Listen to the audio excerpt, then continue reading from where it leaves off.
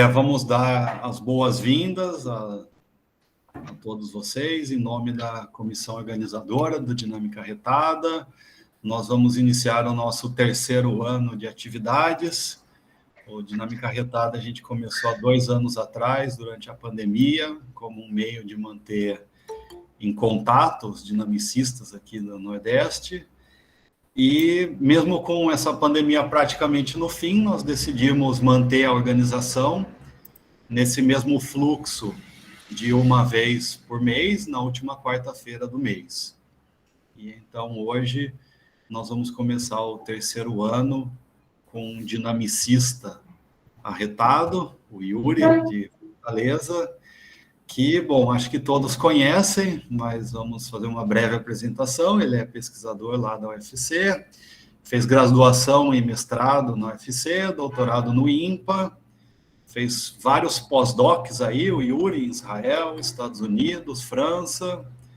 Recentemente tem se destacado com sua pesquisa em teoria ergódica, principalmente em dinâmica simbólica para dinâmicas não uniformemente hiperbólicas. Yuri também lidera esse projeto Jangada Dinâmica, que conta com o apoio do Instituto Serra Pilheira. Ano passado foi menção honrosa no Prêmio SBM de melhor artigo, e então é um prazer, Yuri, tê-lo aqui conosco.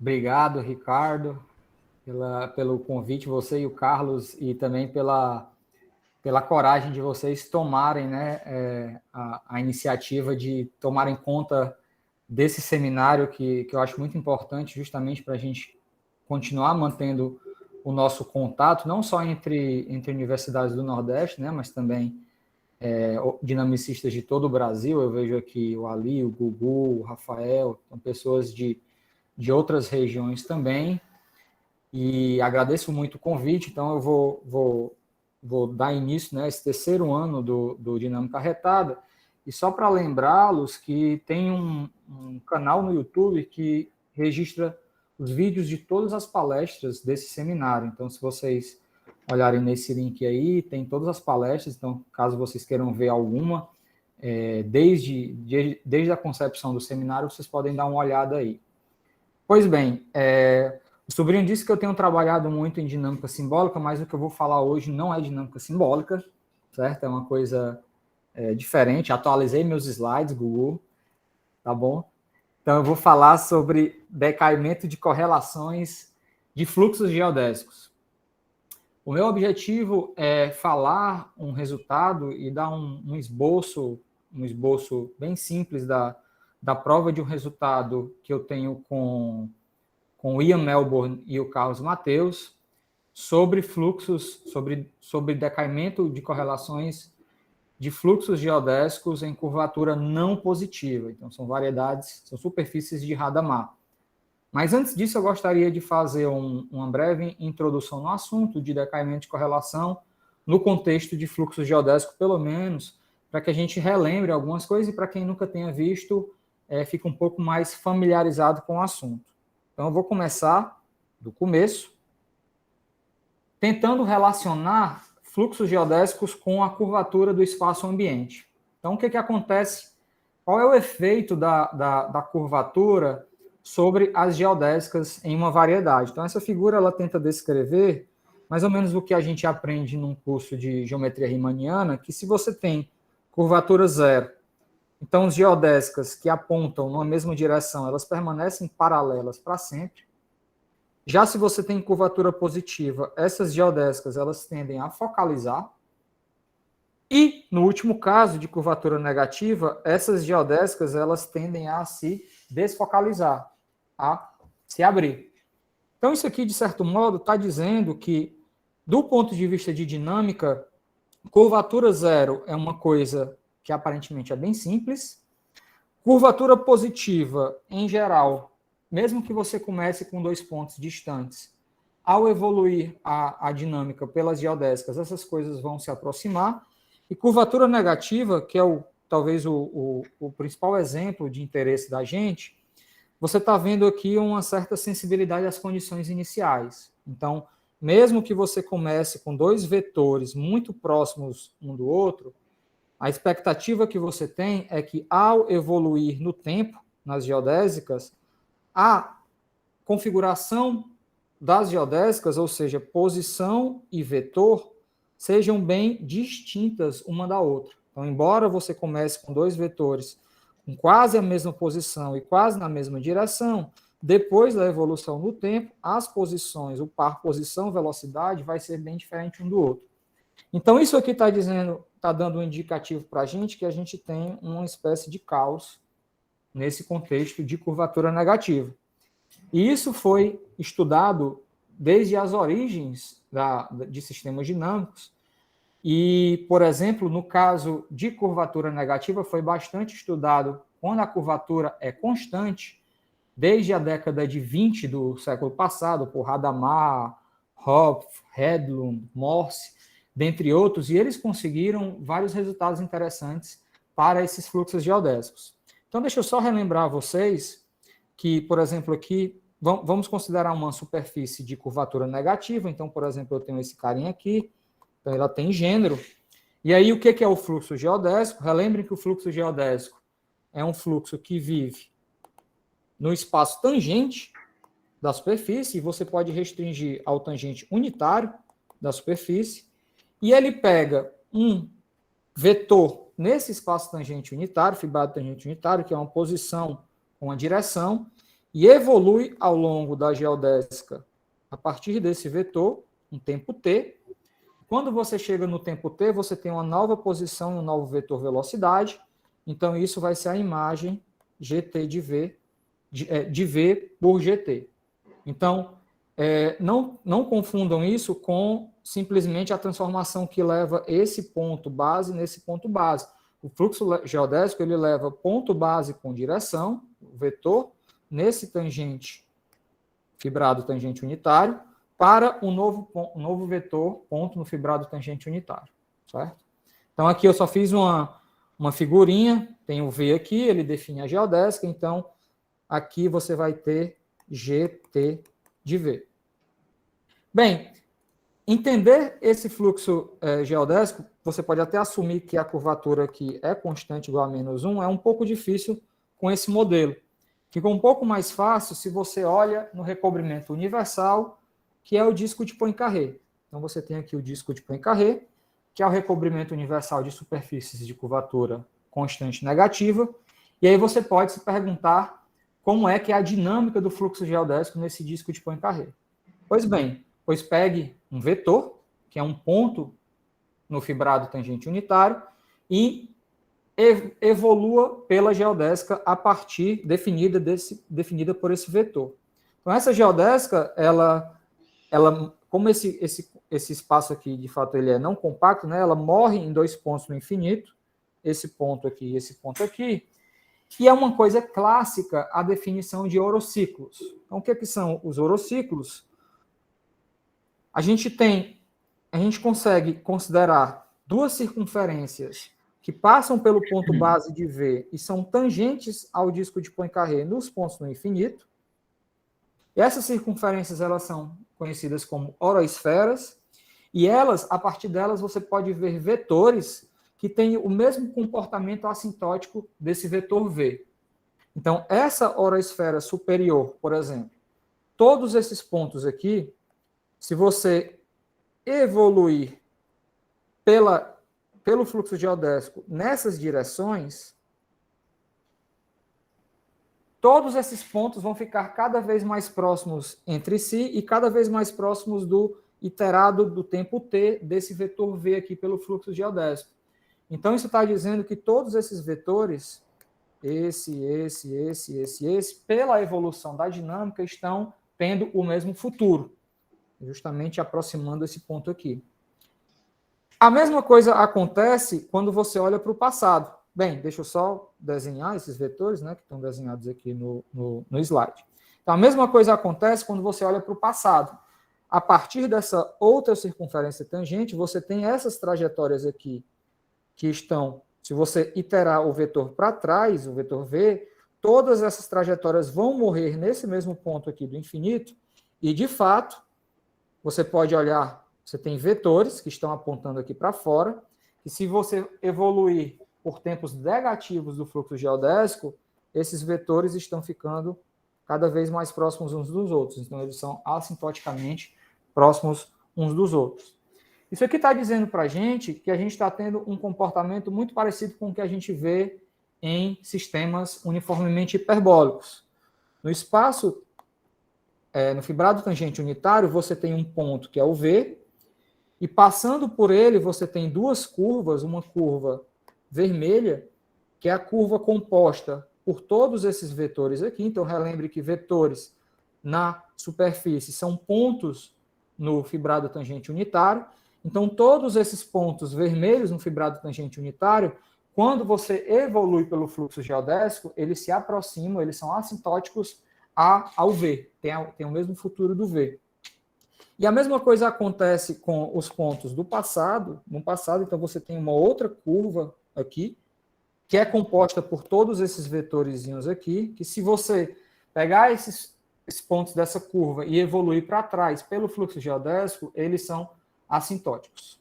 Então, quando você olha para o fibrado tangente desse espaço aqui, bem, a superfície tem dimensão 2, então o tangente unitário global tem dimensão 4, o tangente global tem dimensão 4, e o unitário tem dimensão 3. Então, você tem aqui uma dimensão para essa curva azul, uma dimensão para essa curva vermelha, e tem uma outra dimensão, que é a direção do fluxo. Você tem aqui a direção gerada pelo fluxo, vou chamar de X, e desse modo você consegue decompor o espaço tangente de todo ponto do espaço de fase do fluxo geodésico em 3 direções. Uma é a direção do fluxo, e complementarmente a essa direção do fluxo, você tem 2 direções, uma que contrai e outra que expande. Bem, para você provar isso formalmente, você tem que pegar o tangente desse tangente unitário, então você tem que falar de vetores verticais, horizontais e outras coisas, e dá um certo trabalhinho de você entender, tentar identificar que realmente você tem essas direções, né? Nessa direção azul aqui você tem contração para trás, e nessa direção vermelha você tem expansão para frente. Mas esse contexto ele é sabido desde da década de 20 do século passado, e aí ele foi posteriormente estendido para um contexto mais geral, que não é mais de fluxos geodésicos, pelo Onosov, e o Onosov provou vários resultados que hoje em dia nós sabemos, né? Esses fluxos, eles recebem o nome de fluxos de Onosov justamente pelo trabalho do Onosov, que provou, que deu um método de provar a ergodicidade desses fluxos. Beleza. Então, uma vez que você sabe que eles são ergóticos, bem, você pode perguntar uma gama de perguntas de propriedades que são mais finas do que ergótico. Então, se você já sabe que é ergótico, por exemplo, você pode perguntar se eles são mixing. Será que esses fluxos são mixing? Depois de mixing, se eles são K-mixing, no sentido de satisfazer a regra Zero-One Loud como agora. E depois de saber se eles são K-mixing, saber se eles são Bernoulli. Então, todas essas propriedades são propriedades métricas da medida, ou seja, são propriedades que são invariantes por mudanças de coordenadas bimensuráveis. Então, de fato, houve um grande estudo na década de 60, 50, 60 e 70 para provar essas propriedades para esses fluxos geodésicos em curvatura constante negativa e também para curvatura variável. O Ali perguntou se eu sempre estou falando da medida de Liouville. E a resposta é sim. Então, faltou eu mencionar que nesse contexto aqui de fluxos geodésicos, por ser um sistema mecânico, sempre existe uma medida que é equivalente a volume, que é invariante pelo fluxo. As primeiras perguntas que você tem desse fluxo podem ser perguntas topológicas sobre transitividade, densidade de órbitas periódicas, e posteriormente você pode fazer perguntas do ponto de vista de teoria ergótica, por exemplo, com respeito a essa medida de Liouville. Então, nessa palestra eu vou sempre estar me referindo à medida de Liouville, tá bom? Obrigado, Ale. Então, é verdade que esses exemplos aqui em curvatura negativa, na década de 60, já se sabe, desde a década de 60 e 70, que esses fluxos geodésicos em curvatura negativa são ergódicos, mixing, K-mixing e até Bernoulli. E aí a pergunta natural que você quer saber para entender mais sobre propriedades de mistura seria o que nós chamamos aqui de decaimento de correlações. Então, mais uma vez, G é o nosso fluxo, aqui M é o espaço de fase do fluxo, no nosso caso de fluxos geodésicos é o tangente unitário, e μ é uma medida invariante, no nosso caso é sempre Liouville. Então, se você sabe que esse sistema ele é mixing, então automaticamente, quando você pega dois conjuntos A e B, essa diferença aqui vai para zero. Então, a ideia é que os eventos A e B, se você evolui um deles pela dinâmica, eles ficam assintoticamente independentes. Portanto, a medida dessa interseção é muito próxima do produto das medidas. E você pode se perguntar qual é a velocidade de convergência para zero. Bem, desse jeito a pergunta não está bem posta, porque isso depende muito da regularidade dos conjuntos A e B, da fronteira e de outras coisas. O que é a maneira correta de fazer essa pergunta, na verdade, não é perguntar sobre medidas de funções indicadoras, mas sim de decaimentos para observáveis. E aí você pega dois observáveis e assume que eles têm uma certa regularidade. Por exemplo, estão na classe holder aí de regularidade. Então, assumindo essa regularidade, aí você pode agora se perguntar sobre a velocidade de decaimento para esses dois observáveis. Então, se você vir essa medida aqui como uma integral, você pode representá-la como ela é integral de um produto, onde φ e ψ são indicadores. Então, essa expressão aqui, quando você pega indicadores, você pode representar por meio dessa diferença de integrais. Então, a pergunta do decaimento de correlações é entender esse decaimento, não mais para indicadores, porque esse decaimento ao longo de indicadores pode ser muito lento, já que as indicadoras nem contínuas são, mas para uma classe um pouco mais regular de observáveis, por exemplo, de funções holder, ou até com regularidade um pouco maior. Então, a pergunta é essa. E essa pergunta, ela pode ser feita tanto no caso de fluxos, quanto no caso de diffeomorfismos, uniformemente hiperbólicos, diffeomorfismos de Anosov, que tem direções invariantes contrativas e expansivas, respectivamente. E o interessante é que, para diffeomorfismos, isso é entendido, né, os diffeomorfismos Anosov, isso é entendido desde a década de 70. Porém, para fluxos, isso só foi entendido quase 30 anos depois que foi compreendido para transformações. Então, não era sabido até 1998 se fluxos geodésicos em curvatura negativa variável, por exemplo, tinham um decaimento de correlações rápido.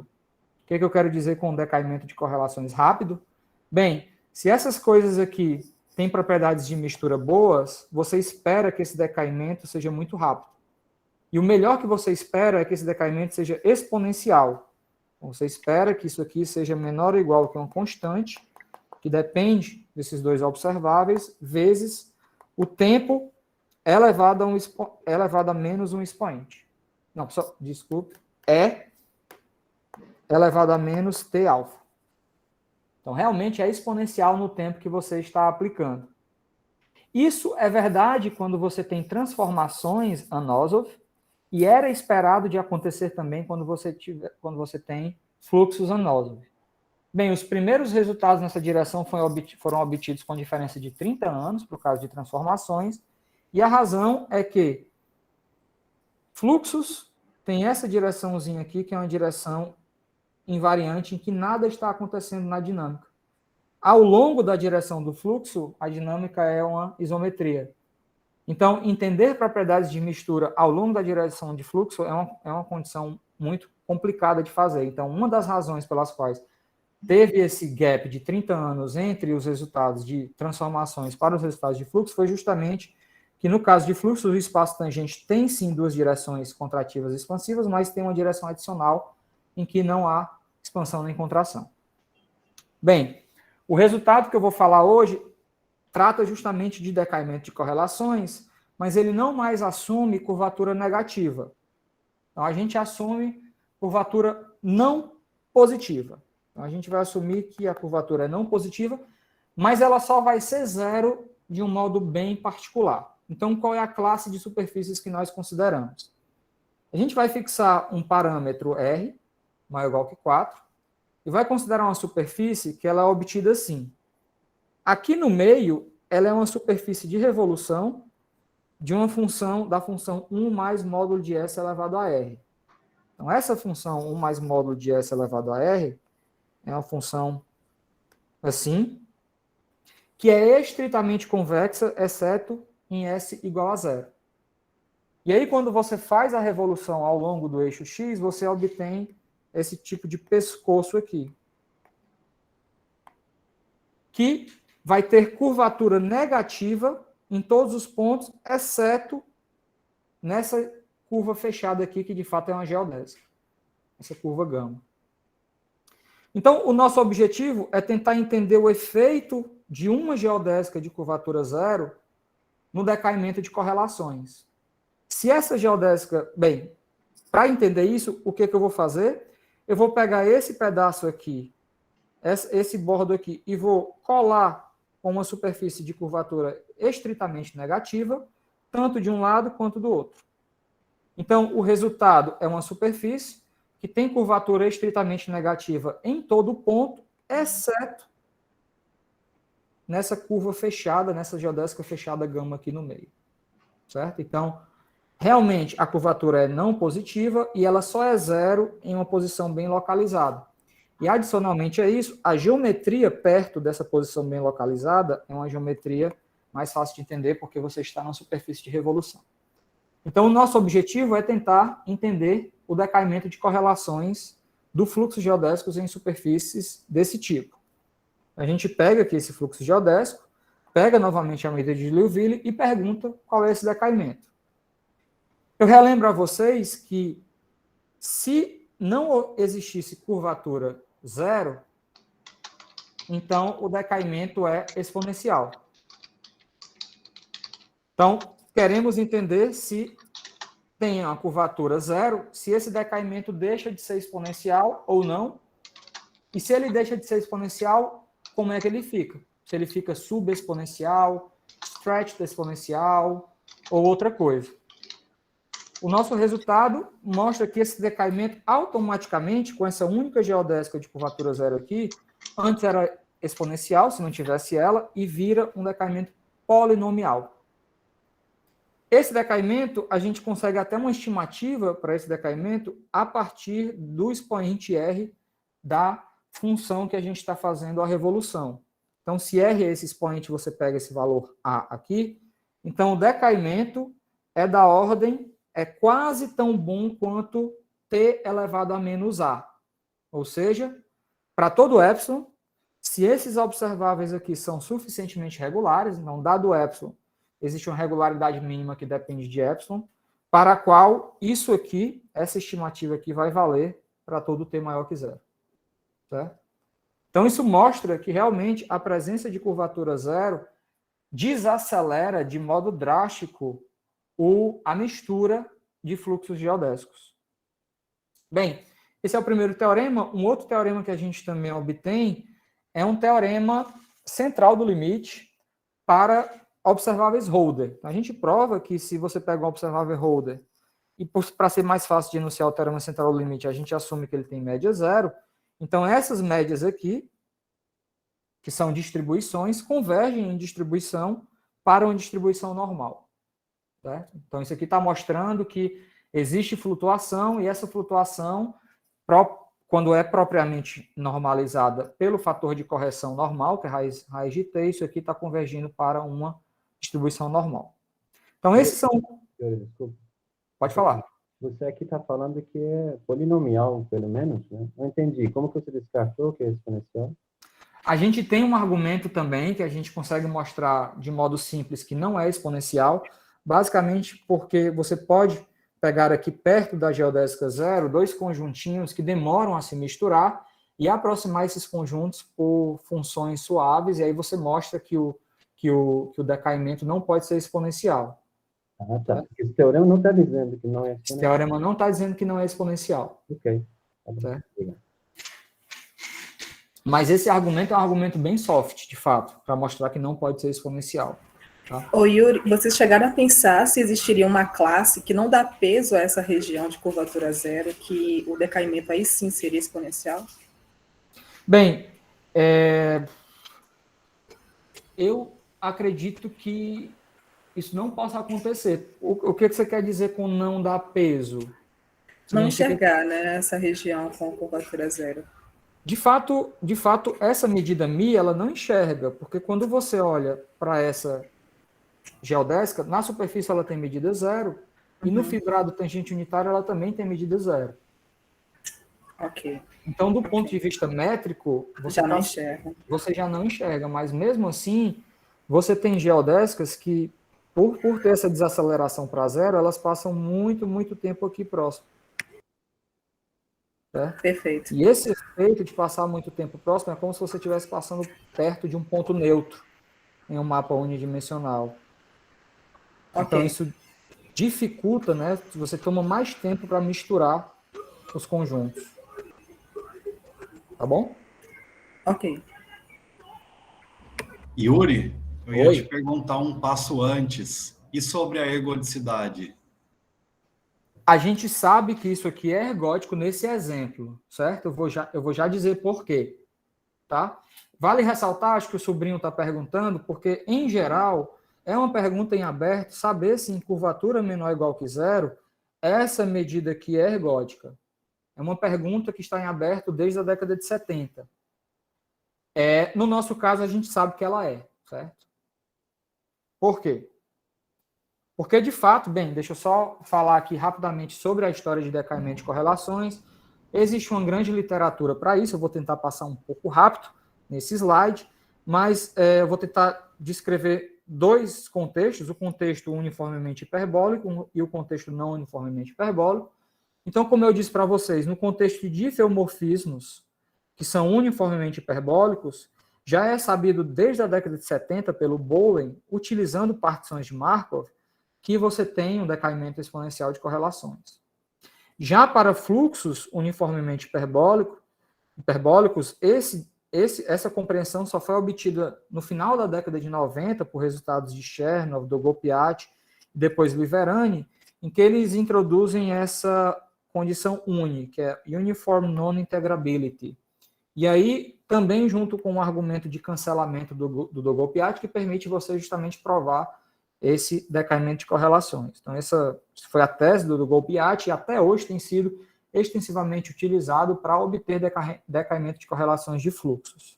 Então, isso é o contexto de fluxos e de diffeomorfismos uniformemente hiperbólicos, mas eu também vou mencionar os mapas, né? Não são diffeomorfismos, mas eles são transformações discretas que têm descontinuidades ou singularidades. Então, isso foi também muito estudado no final da década de 90, em particular, a Young desenvolveu essa técnica de torres de Young, que depois foi também um pouco aprimorada pelo Chernow, que funciona muito bem para certas classes de mapas com singularidades, por exemplo, bilhares. Se você tem bilhares dispersivos, eles são uniformemente hiperbólicos, só que, ao contrário dos diffeomorfismos, eles têm singularidades e isso dificulta e muito o estudo de propriedades ergóticas e de decaimento de correlações. No contexto não uniformemente hiperbólico, existem alguns resultados de Pessin, Samuel Sente e Kejang que utilizam torres de Young. Eles basicamente consideram aqueles mapas de Katok que pegam um automorfismo linear do toro e faz uma desaceleração nele em um ponto fixo. Então, eles conseguem fazer isso, e recentemente também foi provado por Buzy, Courvoisier e Sarig que em superfície, né, para a medida de máxima entropia, tá, que não é Liouville, você também tem um decaimento exponencial de correlações. E aí o nosso resultado, ele se insere nesse contexto aqui de fluxos não uniformemente hiperbólicos. Tá? Acredito que seja o primeiro resultado nesse contexto de fluxos não uniformemente hiperbólicos. Ok. Então, o que seriam as duas principais dificuldades que a gente teve para provar esse resultado? No contexto hiperbólico, desde o Anosov, uma maneira que você tem de medir a hiperbolicidade é por meio do crescimento das soluções da equação de Riccati. E o fato das curvaturas, no caso em dimensão maior, curvaturas seccionais, serem estritamente negativas, diz para você, pela teoria de ADO, que a equação de Riccati tem estimativas exponenciais. Então, essa é a maneira que você prova, por exemplo, que em curvatura negativa o fluxo geodésico é Anosov. Só que em curvatura não positiva, todas essas estimativas que você tem, elas, de certo modo, se degeneram. Então, você não passa a ter mais estimativas precisas, exponenciais, sobre o crescimento e decrescimento da derivada, respectivamente, em vetores instáveis e estáveis. Então, a grande dificuldade, no caso de curvatura não positiva, é justamente obter essas estimativas de hiperbolicidade. Por quê? Porque a equação de Riccati ela não lhe fornece, não há estimativas boas que vêm da equação de Riccati para dar essas estimativas de hiperbolicidade. E a outra grande dificuldade também nesse contexto, ela é uma coisa, acredito, mais técnica, é a regularidade de folhas invariantes. Então, você tem folhas estáveis e instáveis, e no contexto uniformemente hiperbólico, elas são tão regulares quanto a sua dinâmica. Só que no nosso contexto, que é um contexto que eu já falei, que era não uniformemente hiperbólico, você perde regularidade. Essas folhas ainda vão existir em todo ponto, assim como no caso uniformemente hiperbólico, mas em alguns casos elas não são nem C2. Então, imagine uma curva que não é nem C2, você não pode falar nem de curvatura ao longo dessa curva. Certo? Então, isso dificulta também o estudo por essa possível falta de regularidade das folhas das curvas invariantes. Beleza. Então, voltando para a pergunta do sobrinho. Por que é que no nosso caso, por exemplo, a gente sabe que a gente tem um fluxo ergódico? Bem, em curvatura não positiva, você pode decompor o seu espaço de fase em dois conjuntos, que a gente chama de conjunto degenerado e conjunto regular. E o que é o conjunto degenerado? É o conjunto de vetores que nunca enxergam curvatura negativa. Ou seja, ao longo de toda a trajetória, a curvatura do ponto base é zero. E o regular são os vetores que em algum momento passam em regiões de curvatura negativa. Então, o fato de em algum momento eles passarem em regiões de curvatura negativa, por recorrência, eles acabam passando com a frequência positiva nessa região e automaticamente você pode mostrar que os expoentes de Lyapunov aí são diferentes de zero. Então, essa região regular é uma região que, do ponto de vista de teoria ergódica, ela tem expoentes diferentes de zero. E essa região degenerada é uma região em que os expoentes são identicamente nulos. O Pesin mostrou que a medida de Liouville, restrita a essa região regular, é ergódica. Portanto, se você tem um contexto em que esse conjunto degenerado tem medida zero, então automaticamente a medida é ergódica. E no nosso caso, relembre que a gente tem aqui na superfície apenas uma geodésica de curvatura zero, e isso visto no tangente unitário lhe dá duas curvas. Essa curva parametrizada pelo vetor apontando para cima e essa mesma curva parametrizada pelo vetor na outra direção. Então, esse conjunto degenerado, ele vai ser só a união dessas duas curvas fechadas no tangente unitário, que tem medida zero, medida de Liouville zero. Portanto, essa medida é ergódica. Então, usando o Pzinho, a gente sabe que ela é ergódica, certo? Então, a pergunta seria entender o decaimento de correlação. Pois bem, eu falei para vocês, né, que a gente estava num contexto não uniformemente hiperbólico. Isso significa que, embora você não tenha uma hiperbolicidade, uma contração e expansão uniforme, você ainda tem direções invariantes, só que agora a diferença é que a direção estável, que no contexto que a gente está acostumado, ela é uma direção que contrai para frente e expande para trás, agora a gente só sabe que ela não expande para frente. Então, ou ela contrai ou ela fica do mesmo tamanho para frente. E já a direção instável, que antes, no contexto usual, uniformemente hiperbólico, ela contrai para trás, exato. A gente sabe agora que ela também não expande para trás. Então, ou ela diminui ou fica do mesmo tamanho para trás. Isso dizer para frente é dizer que ela não contrai. Ou ela permanece do mesmo tamanho, ou ela expande. Certo? Então, essa noção de direções invariantes é uma noção um pouco mais fraca com a noção que a gente está acostumado. Mas, ainda assim, essas direções invariantes existem. E a boa notícia é que, fazendo esse relaxamento das propriedades de contração e expansão, essas direções elas vão existir para todo ponto. Então, é verdade que, se você utiliza a teoria de Pesin, você encontra direções genuinamente invariantes para quase todo ponto, mas, no nosso contexto que vem da geometria, você tem essa propriedade melhor, que as direções elas existem para todo ponto, e o preço que você paga é que elas não necessariamente contraem e expandem, como a gente está acostumado, mas sim, não expandem e não contraem. Beleza? Só que, bem, uniformemente hiperbólico, fibrado tangente, a gente tem uma decomposição, né, transversal. Aqui, essas duas direções, elas podem coincidir. E elas coincidem exatamente ao longo desses pontos que nunca vêm em curvatura negativa. Então, fora desses pontos, no conjunto regular, você tem realmente uma decomposição do espaço tangente em 3 direções, a direção do fluxo e 2 direções, uma estável e outra instável, mas ao longo desses 2 caras, a decomposição, ela identifica o ES e o EU. Então, você não tem, quer dizer, isso não vai ser uma decomposição, porque vai faltar dimensão. Certo?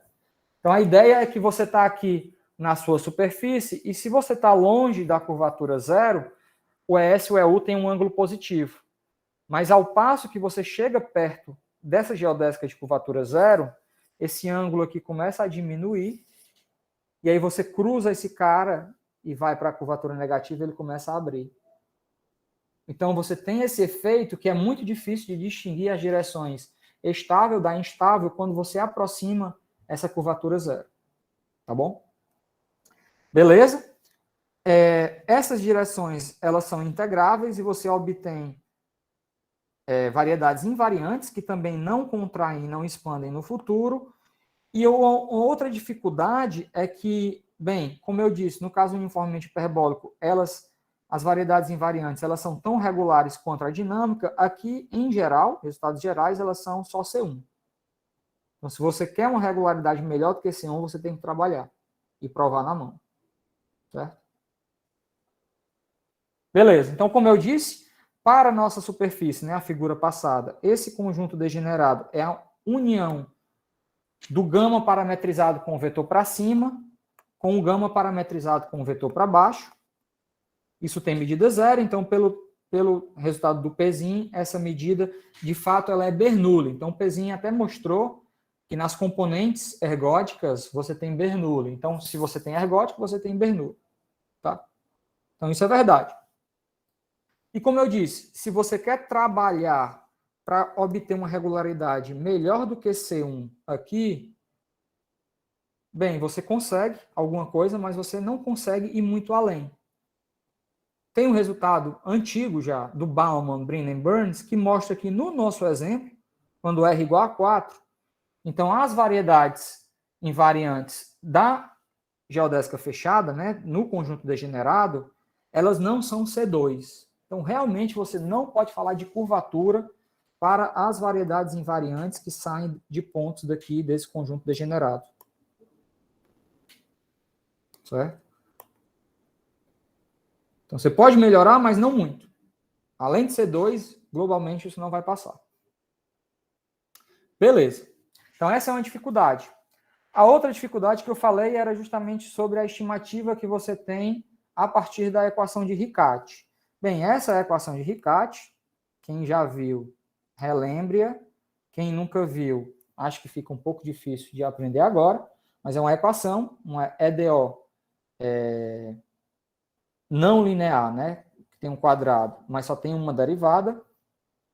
E a partir de certas soluções dela, você consegue entender especificamente o crescimento ou decrescimento do fluxo geodésico ao longo da direção estável. Então, esse fluxo geodésico ao longo da direção estável é descrito por meio de uma função, U-, que é uma função não positiva, e ela é negativa em todo ponto, exceto no conjunto degenerado. Então, você imagina que no conjunto regular ela é negativa, no conjunto degenerado ela é zero, e ela ainda é contínua. E você consegue calcular diretamente a norma da derivada nessa direção como sendo um termo constante aqui, uma constante, que não é muito importante, vezes a exponencial dessa integral dessa função não positiva. Então, observem, sempre que você está longe do conjunto degenerado, esse U- está longe do zero, e aí você realmente tem um decrescimento exponencial aqui na norma. Mas ao passo que você se aproxima do conjunto degenerado, esse U- fica mais perto do zero, e a contribuição que essa integral vai dar, ela começa a ser cada vez menor e menor e menor. Não vai ser algo exponencial. Então, entender as taxas exponencial de crescimento e decrescimento tem a ver com entender quanto tempo trajetórias ficam perto do conjunto degenerado e de que modo e quão perto elas ficam, certo? Então, isso é um estudo que é muito refinado de se fazer.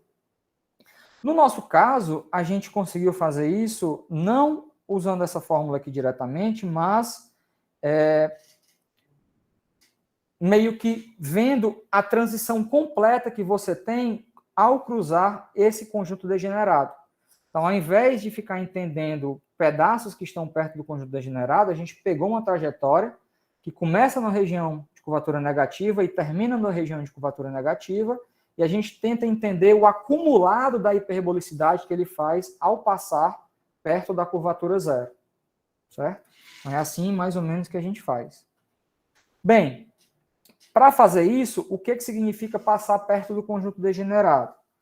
Passar perto do conjunto degenerado é justamente cruzar essa superfície de revolução aqui, cruzando a curvatura zero com um ângulo bem perto de zero.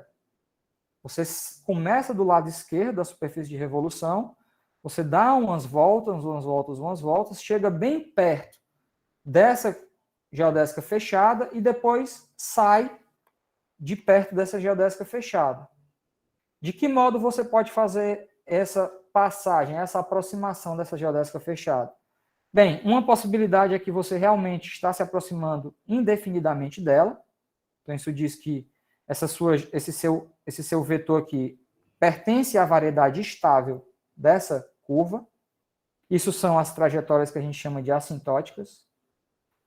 E você poderia ter também outros dois tipos. Você poderia ter geodésicas que dão algumas voltas, chegam bem perto da geodésica fechada sem cruzá-la, e aí dão um cavalo de pau e volta. Então, são as que a gente chama de bouncing, porque ela bounces back, né? Faz um bouncing e volta e sai pelo mesmo lado da superfície de revolução. E a terceira possibilidade são as geodésicas que ficam muito próximas do gama e acabam cruzando o gama.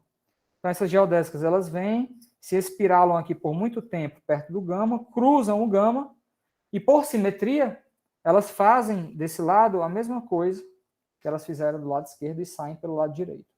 Essas são as geodésicas crossing. E para entender o quanto de hiperbolicidade que elas ganham ao longo desses processos, a gente faz um estudo utilizando coordenadas que a gente chama de coordenadas de Clairaut. Por que Clairaut? Porque quem já fez geometria diferencial pode lembrar da relação de Clairaut, que diz que para a superfície de revolução, se você calcula ao longo da geodésica o valor da função profile vezes o cosseno do ângulo que você faz com os meridianos, isso é constante. Então, aqui, deixa eu só dizer quem são esses parâmetros S e Psi. S é o parâmetro aqui. E Psi, se você pega uma geodésica,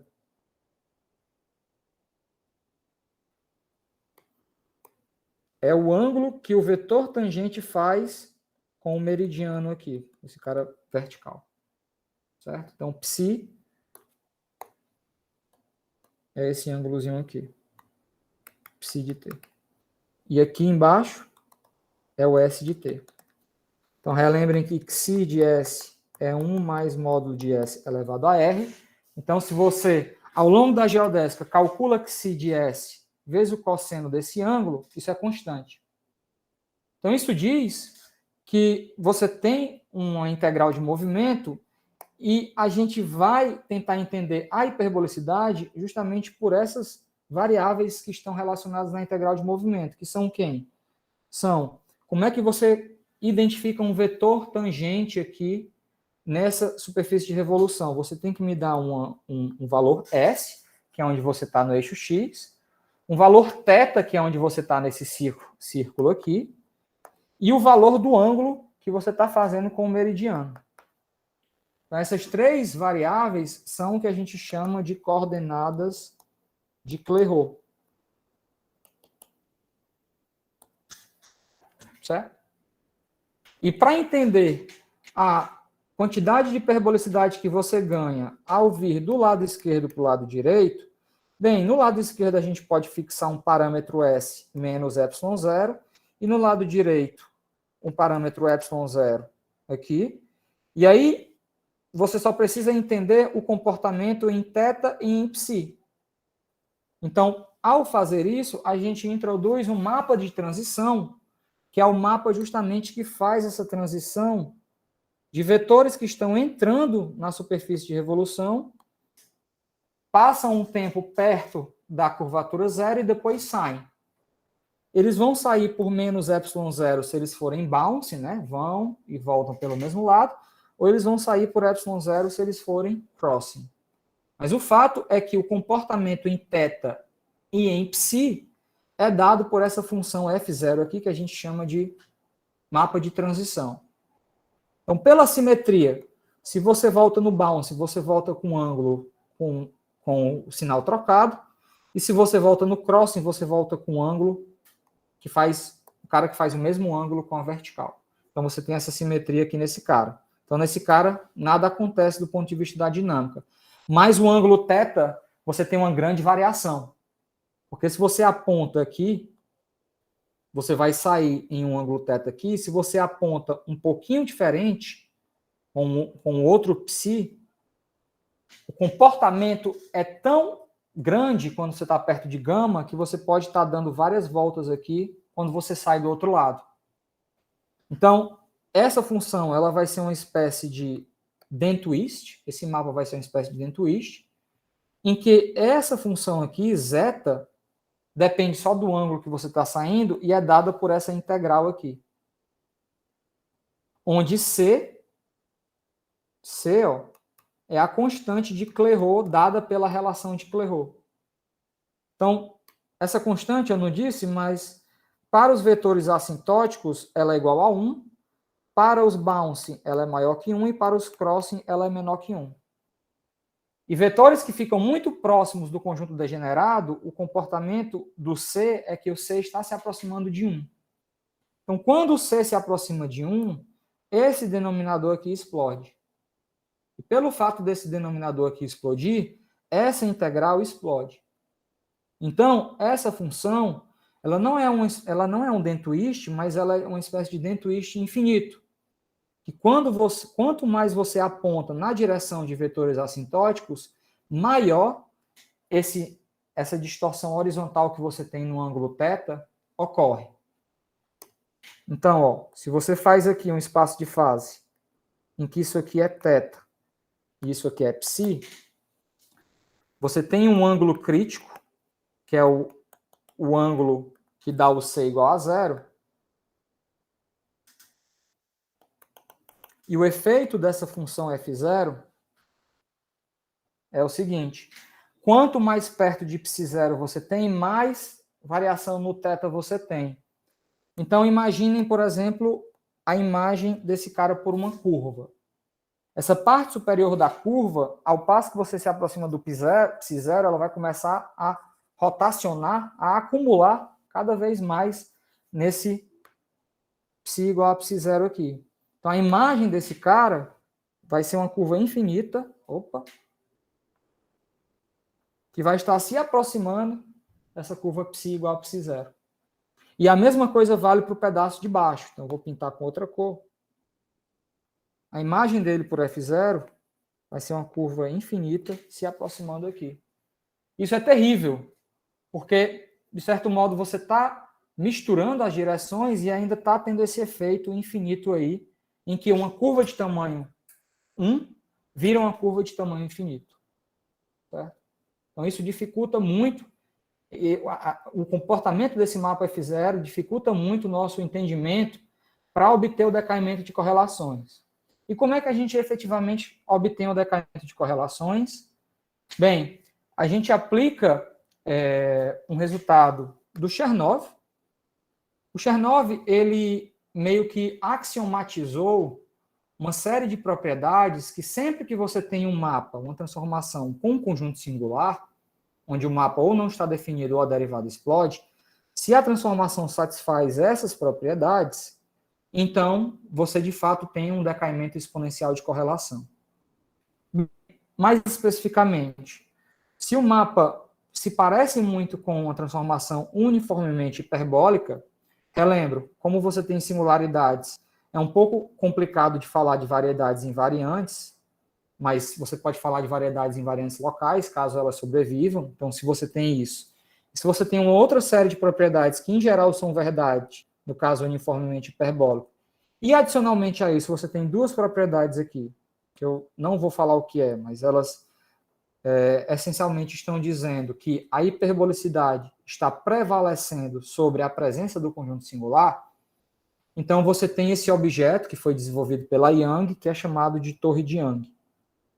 E os tails, né, o rabo dessa torre de Young, a medida dos pontos que demoram muito para voltar para a base da torre é exponencialmente pequena. Se você tem isso, a presença dessa torre de Young, então o mapa tem decaimento exponencial de correlação. Então a nossa ideia é fazer o seguinte, é olhar para um mapa de retorno que não considera a parada na variedade, na curvatura zero, e sim espera você ir do lado esquerdo para o lado direito. Então, é uma espécie de mapa induzido. Esse mapa induzido, ele vai ter um grande tempo, os tails dos tempos dele vão ser muito grandes, e de fato vão ser polinomiais. Então, o fluxo geodésico, ele vai ser uma espécie de extensão sobre um mapa que satisfaz as propriedades do Chernow, portanto tem decaimento exponencial, mas que o rabo dos tempos de retorno, né, o tail é só polinomial. Bem, isso então permite a gente entrar no contexto do Markarian, que diz que se você tem isso, né, se você tem F e você tem um cara acima do F, um G, que é F elevado a R, F exponencial, e o R tem tail polinomial, então esse induzido tem tail polinomial também. É como se o polinomial prevalecesse aqui. Então a gente faz isso e a gente conclui desse jeito que o nosso mapa, que o nosso fluxo, ele tem um decaimento polinomial. Então, em resumo, o que a gente faz? A gente faz um estudo bem preciso da hiperbolicidade e dos tempos de transição ao entrar e a sair na superfície de revolução, pois é nesse local a única possibilidade que você perde hiperbolicidade. E a gente vê que esse mapa induzido, que pode demorar muito tempo para retornar, ele satisfaz as condições do Chernobyl, portanto, ele é exponencial. Então, é como se fosse esse mapa F aqui. E o tempo que você tem de transição do lado esquerdo para o lado direito na superfície de revolução, que é SR, é polinomial.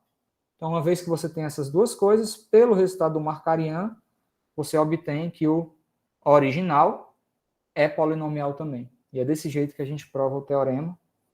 E vale ressaltar que o efeito desse F0, né, que você tem aqui uma explosão, derivadas indo para infinito, obriga a gente a, por exemplo, se você quer distorção limitada, você precisa ser um pouco mais preciso nisso.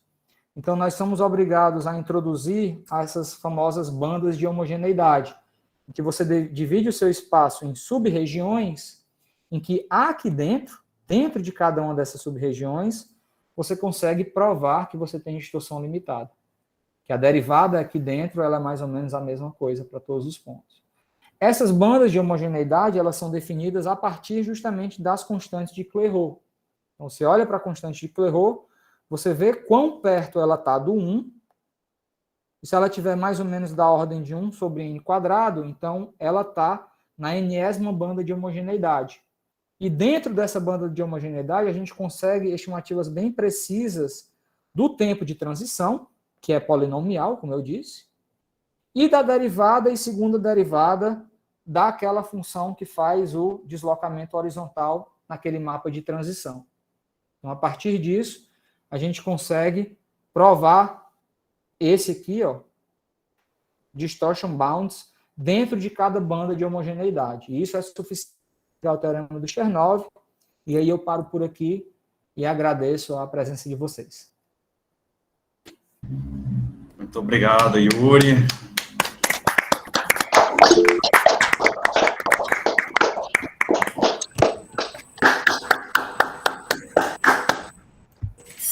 Bom, agora eu abro aí para as perguntas que tiverem, comentários.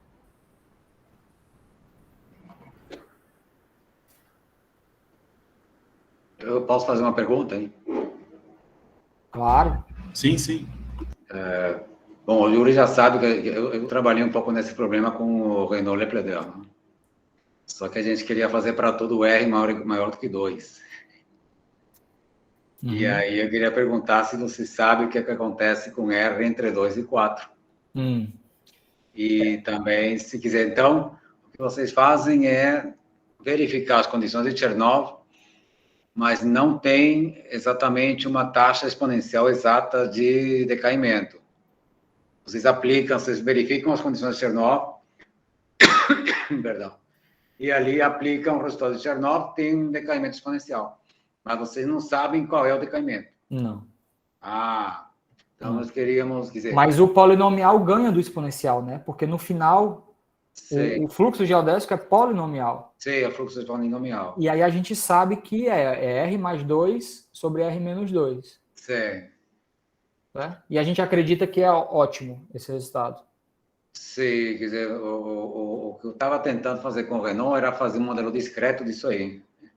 Quer dizer, pegar uma seção transversal do fluxo e olhar justamente uma seção transversal na órbita indiferente e ali tentar discretizar o problema para tentar obter um modelo tipo Young Towers. Mas eu lembro que você... Tridimensional. Eu lembro que você me falou uma vez que você estava querendo analisar isso via os Katok Maps, né? Isso, não necessariamente. A primeira tentativa foi... porque é como se fosse uma John Towers bidimensional, uma coisa assim. Mas, assim, a meu ver, o Katok Map ele não é o protótipo correto, porque no Katok Map você tem um ângulo positivo. Tem uma singularidade na medida invariante ali. E tem um ângulo positivo das direções invariantes. Mas na singularidade, quer dizer, é claro, só que esse ângulo aparece porque a medida invariante ela tem uma singularidade no ponto fixo, quer dizer, na órbita periódica. E o que nós ficamos ali travados era justamente no seguinte ponto: deve existir uma boa mudança de coordenadas que desfaz a singularidade, mas que produz as tangências entre as variedades estáveis e instáveis. Era esse o ponto de vista, sabe? Porque você preserva as tangências, e aí fica tudo, digamos, as suas constantes de distorção e tal, ficam todas controladas quando você passa perto da órbita indiferente. E quando você transforma as tangências em coisas transversais, ali você perde toda essa distorção limitada. Exatamente. Que é o que acontece com o modelo do Katok. Uhum. Então, o que eu queria perguntar era justamente o que você pode dizer com esse método aí, se R está entre 2 e 4. Então, uma das razões pelas quais a gente considerou R maior ou igual que 4 foi do ponto de vista da geometria. Sim. Eu não lembro exatamente, para ter uma métrica C2, eu acho, alguma coisa assim. Sim, se você bota R maior que 2, a métrica fica C2, né? Fica C2? Sim, porque a métrica é a regularidade da métrica, a regularidade da curva geradora, da superfície do anel de revolução, né? Deixa eu dar uma olhada rapidinho aqui Então, se no você texto, bota 1 mais R quadrado mais epsilon, né? Aí você deriva 2 vezes e tem C2, né? Pelo menos. Uhum. Então, assim, os nossos cálculos, eles funcionam para qualquer R maior que 2, certo?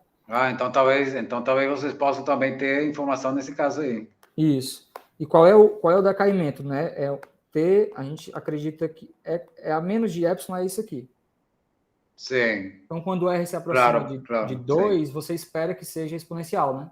Sim. Uma espécie de Finsley aí. Então, isso aqui está dizendo mesmo que está ficando cada vez mais rápido, né? O R está indo para 2. Só que a gente não enunciou no artigo porque a gente usa um resultado da Gerben-Wilkinson. Sim. E aí eles assumem uma certa regularidade maior na métrica que a gente não teria se a gente tivesse R entre 2 e 4. Então, sim. a minha memória é que para obter o resultado entre 2 e 4, a gente teria que rechecar as estimativas sobre a regularidade de variedades invariantes da Gerben-Wilkinson para ter isso e, portanto, poder falar para qualquer R maior que 2. Sim, eu acho que acho que as variedades simplificam Hölder para algum Hölder, para um expoente. Elas vão ser exatamente. Elas vão ser Hölder. E elas também vão ser uniformemente C1. A dependência delas vai ser Holder, né, no ponto. Sim. Na geometria delas, elas vão ser uniformemente elas vão ser mais sempre pela curvatura negativa. Isso e não positiva, quer dizer. Isso. Isso aí é verdade também. Então, eu acho que isso aí deveria se estender.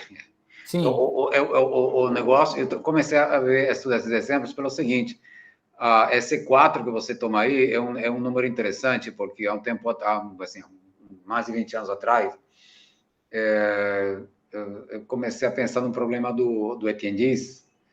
O Etienne-Diz tem um resultado muito bonito de Etienne-Diz e Sergesco, mostram que quando você tem uma métrica de curvatura não positiva, curvatura negativa numa superfície de gênero maior ou igual a 2, você levanta essa métrica no disco de Poincaré e você mostra que você tem que os triângulos ideais têm a mesma área, então a métrica tem curvatura constante negativa. Tá certo? Então, a pergunta que eu me fiz foi a seguinte: suponha que a área agora ela é sempre limitada, a área dos triângulos geodésicos é limitada e você supõe que a curvatura é não positiva, que você tem alguma região de curvatura zero. Então, a pergunta era se o fluxo era nosso. Tá certo? E a resposta é que não. Quer dizer, depende da diferenciabilidade da métrica. Então, o que eu fiz foi pegar esses modelos que você está considerando e botar uma superfície, um anel de revolução gerado por funções da forma 1 mais R elevado a um negócio. 1 mais S elevado a R, com R maior que 2. E acontece que entre 2 e 4, a área dos triângulos geodésicos fica finita. E quando R é maior que 4, a área fica infinita. Então, você está examinando justamente um caso em que a área dos triângulos geodésicos é infinita, e isso deve afetar o decaimento. Quer dizer, a permanência das órbitas perto da parte indiferente deve aumentar justamente porque você está se aproximando mais do caso paralelo em que a faixa fosse plana mesmo. E então eu suspeito que deve acontecer algo um pouco, enfim, quando você tem área finita, deve acontecer algo parecido ao que acontece com as John Towers, quando você tem a concentração de medida no ponto indiferente, por exemplo. Mas eu acredito que para todo R maior que 2 vai ser polinomial. Sim. com esse valor aqui. Mesmo que os triângulos geodésicos tenham área finita ou não. Tem área finita, sim. Então, o efeito do decaimento, eu acho que não é só pelo fato dos triângulos geodésicos terem tem área finita ou não. É porque algo a mais diferente, aí você aumenta a passagem das geodésicas por aí. Exato. É interessante, porque se aumenta a regularidade, eles passam muito mais tempo perto de curvatura zero. Claro, exatamente. Muito mais tempo. Então, poderia ser que esse tempo a mais fizesse com que a hiperbolicidade fosse melhor, né? Sim. Mas não. Passa muito mais tempo perto com uma hiperbolicidade muito menor. Sim. E na média, né, quando você integra, vai dar uma contribuição menor. Então, é isso que está dizendo. Quando você aumenta o R, você perde, né, um decaimento. Fica mais lento.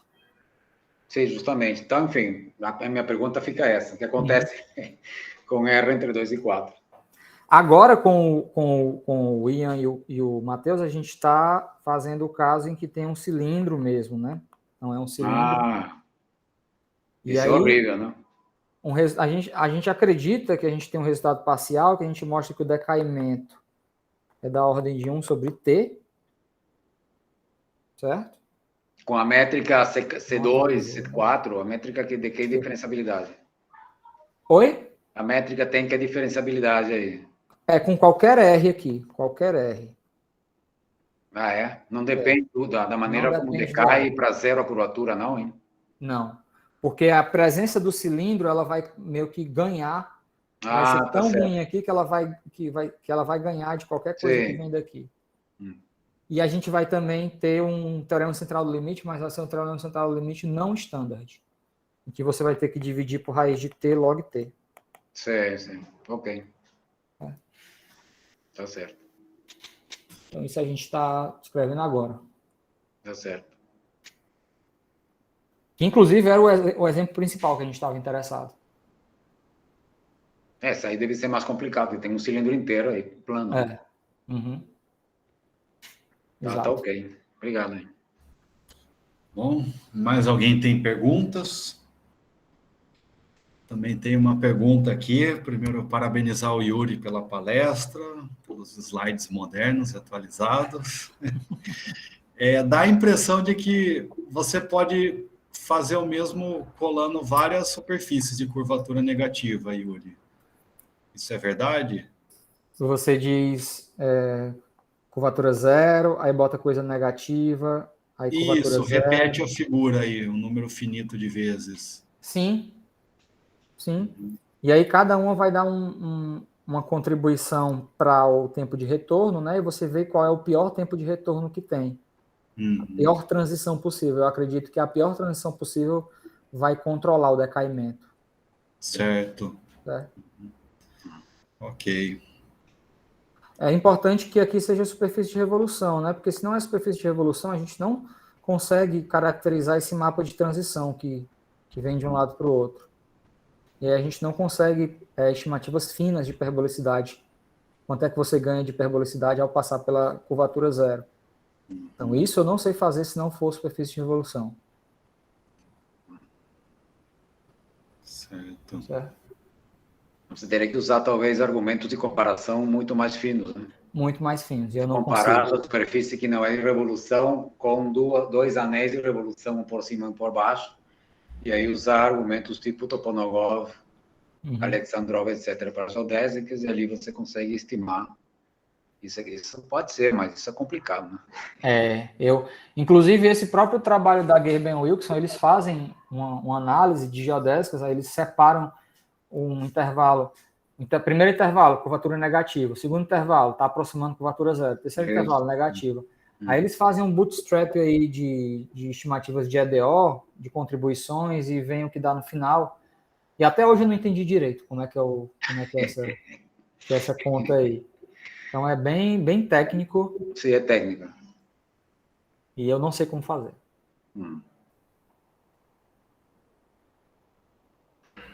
Ok, bom.